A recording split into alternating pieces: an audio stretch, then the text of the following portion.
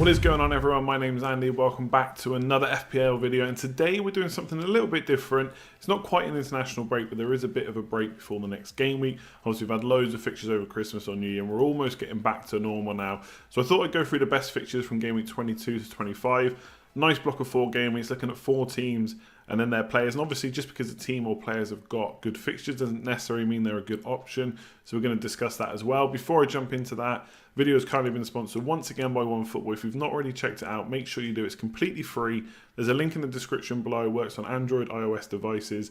Or you can just search OneFootball in the store, get all your football news, live scores and all that stuff. Obviously work with the FA Cup as well as all the FPL matches that we got coming up for the rest of the season. So give it a go, link in the description below, or just search OneFootball on the Android, iOS stores. So we'll start off with Everton. Suddenly with Ancelotti in charge, we're back looking at their players again. And obviously the fixtures help too. Brighton at home, West Ham away, Newcastle at home and Watford away are pretty good. Obviously you've got to ask yourself how hard or how difficult will the fixtures against West Ham away and Watford away be on paper. If you'd had these fixtures a few game weeks ago, obviously you'd be more than happy to play them.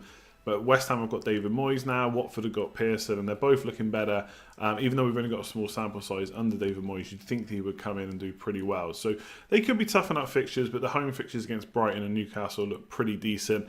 I think Richarlison is an obvious pick, so I've not put him in the 3 here. Obviously, it offers great value and one to look at for sure if you're looking for a midfielder, but I picked 3 other players instead. Now, with Rico and Kelly now up to 4.4 million, Lundstrom, it's a long time since he was considered a cheap defender. Some people would still say at 5.1, 5.2, he's still cheap, but nothing compared to what he started at. So because Rico and Kelly are now gone up to 4.4, then you've got to look at someone like Holgate as well, who's still very cheap as well. He looks to have got his place fully locked in. He's been starting 90 minutes ever since game week 10. That's a long and big sample size, and continued since Ancelotti has come as well. Not massive goal threat, 2 shots in the box in the last 4 game weeks, but I think for that kind of price, you can't really go wrong with that now. I'd rather have Holgate as long as I had a spare. Everton slot, I don't think many people are tripling up just yet. If I had a spare slot, probably be better than Kelly, who may lose his place once Ward's back, and Rico and Bournemouth are just not looking too great right now. So he's a good option. Sticking with defence, you've got Cedarby as well, 5.3 million. Obviously a bit more expensive, but a bit more attacking as well. 0.4 million cheaper than Lucas Digne, who we all know and love from last season, and most of us had him at the start of this season as well. He's had 2 more goal attempts and 2 more chances created over the last 4, so looking a bit more attacking, although he has played more minutes than Lucas Digne as well, so worth noting that. And Ancelotti's actually played Cedarby at right midfielder already this season, so that could happen again as well. He's played wing back too, with Coleman slotting as the 3rd kind of centre back as well.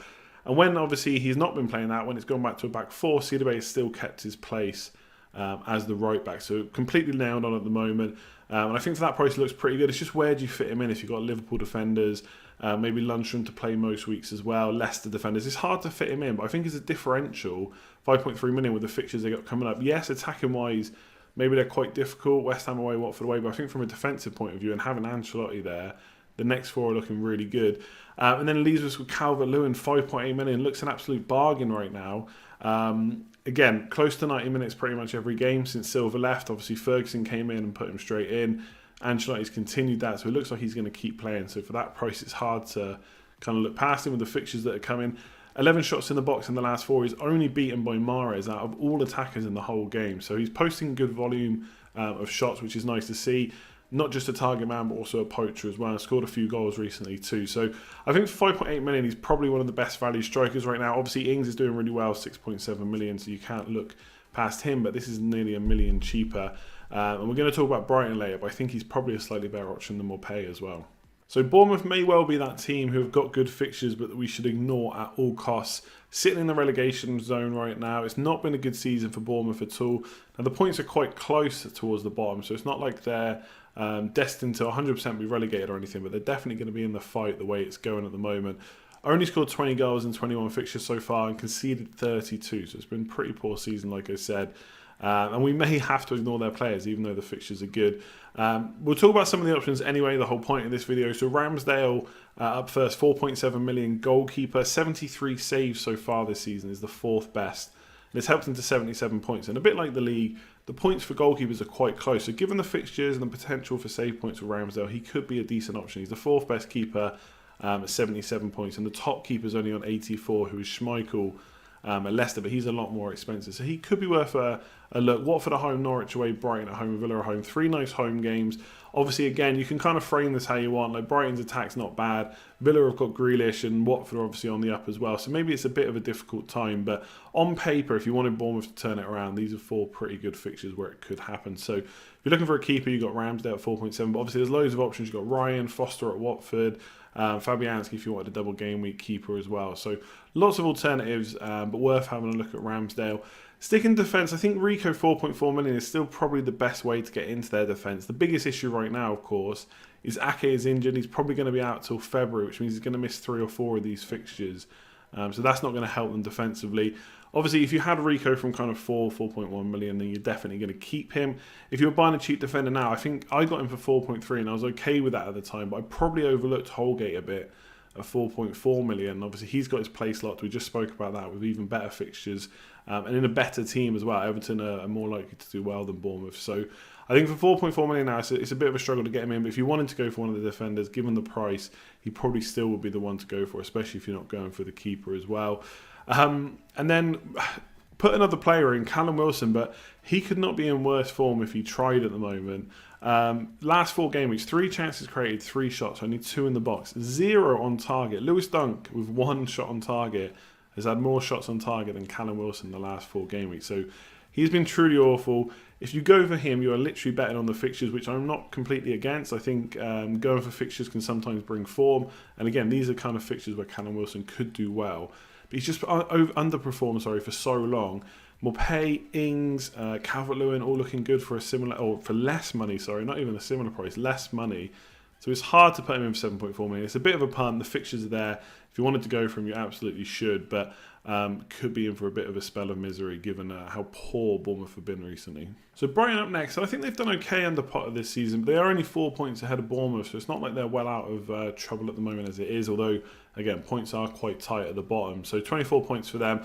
They do have some nice cheap players, which I think could be worth looking at, especially with their fixtures. They're pretty good now, even past these 4 game weeks. So Everton away, of course, that's going to be tricky enough. Villa at home, Bournemouth away, and West Ham away. So again, it's all about that talk about how hard is West Ham. Now, we've only seen 1 game with David Moyes, so it's pretty hard to tell. Bournemouth away actually looks like a pretty nice fixture right now, and so does Villa at home.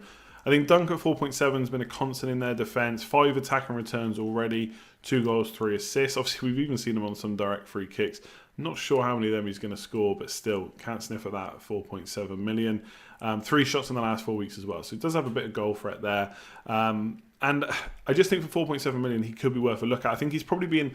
The problem with defenders right now, and this happens every season in certain positions, like I talked about with Sidibe, is everyone's got Lundstram so cheap, Rico and Kelly, and then you're fitting in a Liverpool defender as well. It's just where do you fit these other defenders in? But maybe this is the time to go a little bit different. Maybe you spend a little bit more money that's not Rico, not Kelly. You get Dunk, you get Holgate, whoever it might be. And maybe that's the way to climb up the rankings a bit. Obviously, they're not going to get those high ceiling scores to actually be explosive and really smash you up the ranks. But they could be like nice little differentials here or there. I've seen a good few teams in the last couple of weeks do well because they had Dunk in the team. I think they have also in the last 4 as well played Chelsea, Spurs and Sheffield United. So it's not been easy for Brighton. They've definitely got some easier fixtures now. Trossard and Morpay offer a pretty cheap way into the attack, both at 5.8 million. If you look at the last 4 game weeks, Trossard's played 239 minutes, so not a huge amount. 8 chances created is pretty decent though, and 3 shots in the box. Morpay is slightly different, more shots in total 7, but only 2 in the box. So Trossard's actually had more shots in the box than Morpay, and Morpay's only created 2 chances. So I think Trossard's worth a punt at that price. I don't think there's many better options right now, as long as he keeps his place. Obviously, he's been in and out of the team because of injury and stuff, which has been a bit annoying because we haven't kind of seen all their first team completely fit for like a long period of time, see exactly who plays most weeks. But Trossard for 5.8 million, I don't think there's too many players at that price point that are better. Obviously, you've got Traore, who's a similar price. He could be decent. You've got Grealish, who's a bit more expensive, who's looked really good over the last few weeks. So I would definitely want to be having my side right now. But Trossard for 5.8 is a nice little cheap differential, I think. So he's got good underlying stats. I think 8th chances created is the 6th best in the league over the last 4 weeks. So it could be an alternative to Grealish, although, like I said, Grealish has been in such good form. It's hard to look past him right now. I think up front for Morpay, again, you could target these fixtures and think that he's a good option for 5.8, but for the same price, I think I would go for Calvert-Lewin. And again, got to keep mentioning Danny Ings for not too much more money. could be a good option as well, especially if you're looking to downgrade the likes of Rashford or someone like that. If it wasn't for the double game week in game week 24 and for the fact that David Moyes is now in charge of West Ham, I'm not sure we'd be talking about them, but things change quickly in FPL. He is in charge and they do have a double game week, so let's talk about them. Now, the double game week itself is pretty tough. I've put it down as a green fixture because, let's be fair, it's a double game week. Who doesn't like having 2 fixtures for the price of 1? But it is Leicester away and Liverpool at home. It doesn't really get much tougher than that. The only way it can be tougher is if you threw Man City in there as well. And to be fair, the fixtures are fairly mixed kind of before and after. So next fixture, Sheffield United away, defensively and attacking wise. That's a pretty difficult fixture. Everton at home, of course, nice home game there. May get a clean sheet, but we just talked up Everton. I do think they'll be doing really well as well. So it's tough for West Ham. Then they're really tough double game week. Then Brighton at home, which is a nice fixture. But then it's Man City away and Liverpool away after that. So before and after the double, pretty tricky. And the double is tricky in itself. Let's talk about the options. Fabianski, 4.9 million, back now for West Ham. David Moyes coming in should help them defensively. Fabianski will absolutely help them defensively. They've looked really poor without him, especially when Roberto was in. So 4.9 million, decent. I've kind of talked about this on other videos, but he's played 1,000 less minutes than Heaton at Villa, but only has 13 points less. And he's a really good keeper, really good for saves. And I do think he'll really help out with clean sheets as well, albeit the fixtures are pretty tough. But in a double game week, he can rack up the saves and tot up the points like that. Obviously, Brighton at home is not bad as well. So he's got the pedigree as a shot stopper. David Moyes is there. I do quite like him as an option. But for 4.9, there are other goalkeepers with better fixtures kind of in and around game week 24, like Ryan, Henderson as well, maybe even Ramsdale, who we talked about. So he's an interesting option if you want a double game week keeper, but it is fairly expensive and obviously it is a tricky one. In terms of attacking wise, it's really hard to say because David Moyes has only been in charge for 1 game. Now, it was a really nice 4-0 win, but it was against Bournemouth, who have been awful. So Anderson's now got a goal and assist in the last 2. Haller also scored in the last game, scored I think 2 and 4 now. And to be fair to him, he has had 11 shots in the last 4 game weeks. So that's even before Moyes was in charge. And 10 in the box, which is pretty impressive. And obviously we saw how good players like Arnautovic did under David Moyes last time. Different kind of player, of course, to Haller, but it could spell good things for him. And I think, you know, a home fixture against Everton is not too bad attacking-wise. Brighton at home is good as well. And you've got a double game week. There probably are worse punts at the moment. So Anderson, 6.6 million. Haller, 7 million. Could be good options. Personally, I really wish we could see more under West Ham before we bring them in. Like, I'm probably not going to bring them in for the double game week at Leicester away and Liverpool at home unless one of my players gets injured just before, like a Maddison or someone like that. And I've got that option just to go for a punt. But Haller at 7 million, I think, is actually an interesting choice. We just talked about Calvert-Lewin's, Ings, more pay. There's not probably too many other strikers kind of in the 7 to 9 million mark that we're really looking at right now. Callum Wilson's a bit of a punt. Rashford's all the way at 9 million. Vardy, obviously, we know is over 10 million now. So it might not be the worst punt, to be honest. I mean, if you look at Everton at home, Brighton at home, and then the double game week sandwiched in between, that's probably not bad for a set of 3 fixtures. Even if it does get tough after that, you could then get rid of them. Just go for the extra fixture and hope for the best. So let me know what you think about West Ham. I think, you know, fixtures could be better, but David Moyes is there. They got their shot stopper back. Will they improve now? So that's it for this video. Hopefully you enjoyed it. If you did, make sure to give it a like. As I said, it's a little bit of a break now till game week 22. So I wanted to talk about the fixtures and do a slightly different video. Hopefully it helped. Let me know below any comments you got on the players and teams that I've picked out. Is there any players that I've missed? Obviously I mentioned Richarlison. There's probably players at those teams that I didn't talk about which you might be interested in. What do you think about Bournemouth? Is there any chance they can turn it around? Let me know below. If you're new around here, hit subscribe, hit that notification bell as well. And if you've not already tried out OneFootball, make sure you do. Like I said, it's completely free. No harm in giving it a go and seeing what you think. Link in the description below, or just search for OneFootball on the Android, iOS stores. Otherwise, I'll be back with all the normal content next week. Enjoy your weekends. Cheers all.